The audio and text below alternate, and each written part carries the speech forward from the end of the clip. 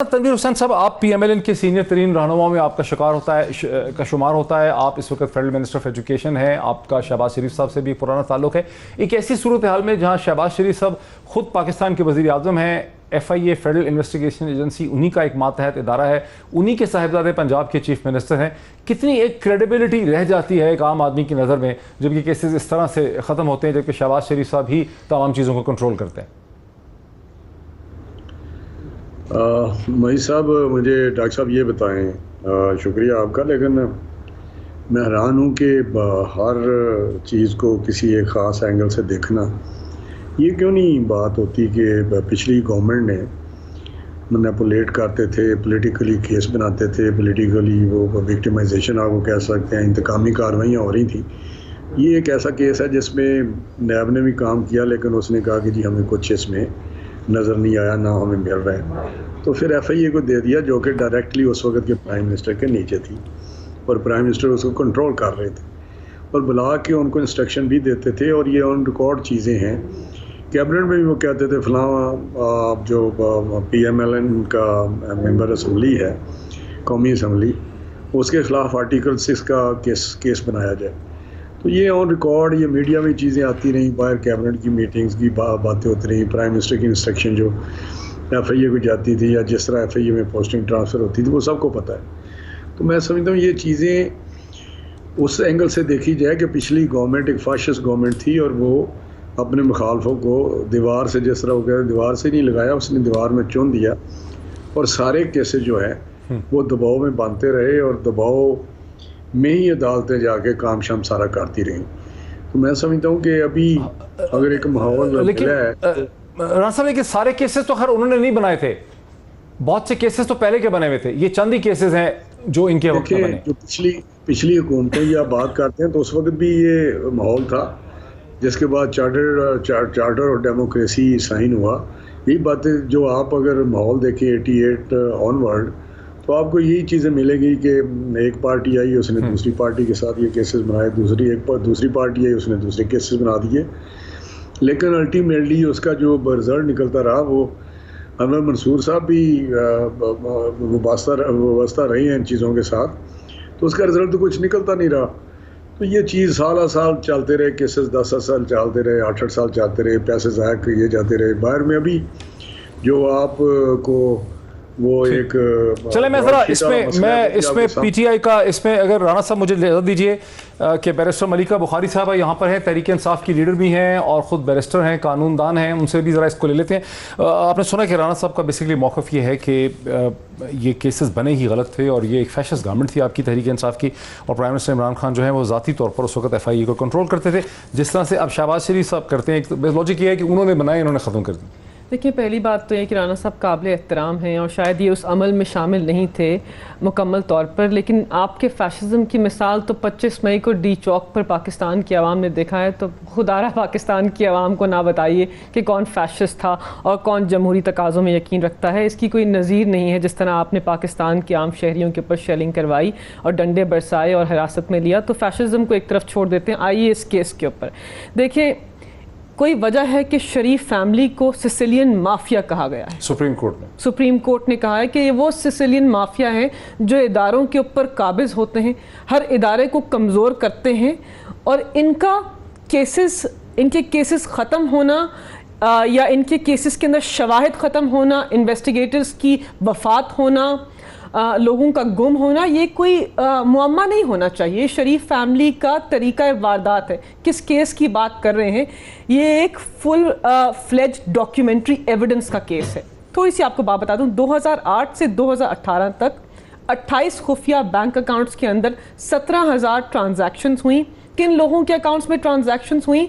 जो शरीफ फैमिली के मुलाजिम थे। कितनी हजार ट्रांजैक्शन हुई?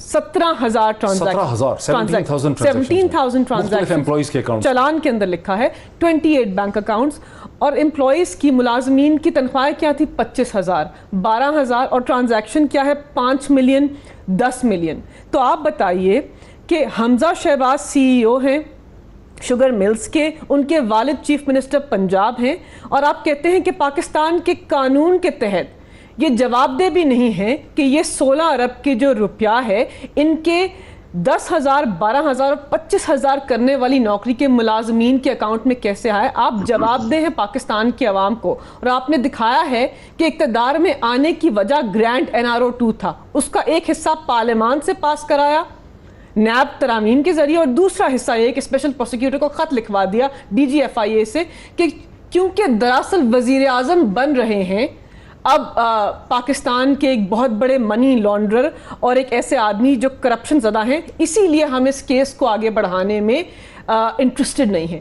पाकिस्तान की आला अदालत से आपके प्रोग्राम देखिए, FIA अब जब एक सिस्टम ने किसी को प्राइम मिनिस्टर बना दिया है तो FIA करेगी क्या? देखिए, यही तो पाकिस्तान की आवाम का रोना है कि वजह क्या थी कि ऐसे लोगों को हमारे ऊपर मुसल्लत किया। वजह क्या थी कि इमरान खान ने बेहतरीन मईशत पाकिस्तान की आवाम को दी, कोविड के दौर में पाकिस्तान की आवाम को महंगाई से बचाया। इन्होंने 60 रुपए पेट्रोल इंक्रीज कर 25% इन्फ्लेशन करके पाकिस्तान की आवाम के साथ जो जुल्म किया है उसके लिए कौन जिम्मेदार है? अच्छा, ये हमारे ऊपर मसलत ही क्यों ठीक है, क्योंकि आला अदालत जो है इसकी मॉनिटरिंग कर सकते हैं, उनके पास पावर्स है और वो इस केस को देख भी रहे हैं। अनवर मंसूर खान साहब मेरे साथ पहले पार्ट में हैं, उनका एक क्विक इस पे कंक्लूजन ले लेते हैं। अनवर खान साहब, अगर तहरीक इंसाफ या कोई शख्स इसको चैलेंज करना चाहे स्पेशल कोर्ट की जो अभी रूलिंग आई है, तो उसके पास क्या हल होगा? वो हाई कोर्ट में जाएगा, सीधा सुप्रीम कोर्ट में जाएगा, क्या करेगा?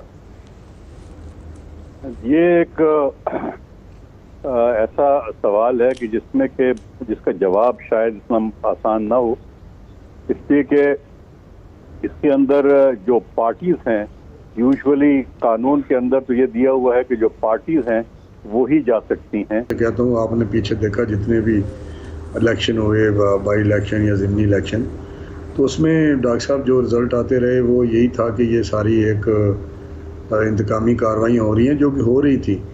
तो मैं उस पर ये तो वक्त बताएगा कि लोग क्या सोचते हैं या लोग क्या नहीं सर, वो ज़िमनी इंतखाबात का इसके साथ क्या ताल्लुक है? मैं तो ये कह रहा हूँ कि एक इम्पोर्टेंट पब्लिक ऑफिस होल्डर पे जब इल्जाम लगता है करप्शन का, तो उसको पब्लिकली एक्सप्लेन करना चाहिए ना। एक्सप्लेन तो नहीं किया किसी स्टेज पे शहबाज शरीफ साहब ने, हमजा शहबाज ने, कि क्या है ये मामला? ये बताएं, कभी ये भी आपने देखा सुना है कि बार बार कह चुके हैं शहबाज साहब कि ना मैं वहाँ शेयर होल्डर हूँ, ना मैं डायरेक्टर हूँ, ना किसी का मेरे साथ ये कारोबार है। अगर एक बालग लोग बच्चे हैं या मेरे भाई हैं या आपका भाई है, तो उससे लिंक करना ये पॉलिटिकली, मुझे बताएं, ये अभी इन्होंने बात की कि मल्लिका बुखारी साहबा ने, आप कह रहे हैं कि हमजा शहबाज का भी और शहबाज शरीफ का इन फैक्ट्रियों से कोई ताल्लुक ही नहीं है? मुझे ये बताएं कि क्या आपका दिल जो ये बातें करते हैं कि उस वक्त कोर्ट ने ये कहा, क्या कोर्ट ने जो कहा कि वो उस वक्त के चीफ जस्टिस जो थे उन्होंने अकामा पे जो काम किया कि अकामा पे निकाल दिया रिसीवेबल और ब्लैक डिक्शनरी जो थी लॉ की, मुझे समझ नहीं आती कि उसको कभी मीडिया ने नहीं कहा कि यार ये क्या सिलसिला है कि इस तरह के आप ऑब्जर्वेशन देते रहे, आप इस तरह के स्टिग्मा लगाते रहे, और आपने कहा, और उस वक्त का सिटिंग प्राइम मिनिस्टर जिस तरह JIT में जाके पेश होता रहा, और क्या करे, अदालतों में जाते रहे। आज का sitting prime minister, chief minister अदालतों में जा रहे हैं, एक एक पेशी पे जा रहे हैं, और अदालतों का एहतराम है, कानून का एहतराम है। लेकिन बीच में जो बात है वो तो 100% ये है कि इन्होंने काम किया। ये कोविड की बात करते हैं, उसने बड़ा प्रोग्रेस किया। मुझे पता है कि ऑडिटर जनरल ऑफ पाकिस्तान की रिपोर्ट है, 40 अरब रुपये की इन्होंने हेरा फेरी की। 1200 अरब कोविड के आए, तो मैंने जब पूछा फाइनेंस सेक्रेटरी से, तो उसके पास कोई जवाब नहीं था कि ये 392 अरब किधर गए। तो मैंने कहा यार आप क्या किधर फिर रहे हैं? और लूट मार इन्होंने मचाई कि 70 बिलियन उसको दे दिए हैं, 50 बिलियन उसको दे दिए हैं, 50 जिनका कोई कोविड के साथ तल्लक नहीं था। ये बातें करते हैं। अभी फराग होगी का आप कह रहे हैं कि पेंडेमिक के फंड्स में तहरीक इंसाफ की हुकूमत ने, आप कह रहे हैं करप्शन की में ये चीजें करते रहे। क्या BRT का नहीं डॉक्टर साहब, क्या BRT का ये जवाब साहब आप कह रहे हैं कि हमारा तो आपने कह दिया मिस यूज अथॉरिटी, लेकिन ये डॉक्टर साहब कभी आपने सोचा है कि 30 अरब से 120 अरब पे BRT चली गई और वहां से स्टे ले लिया, इंक्वायरी ना हो?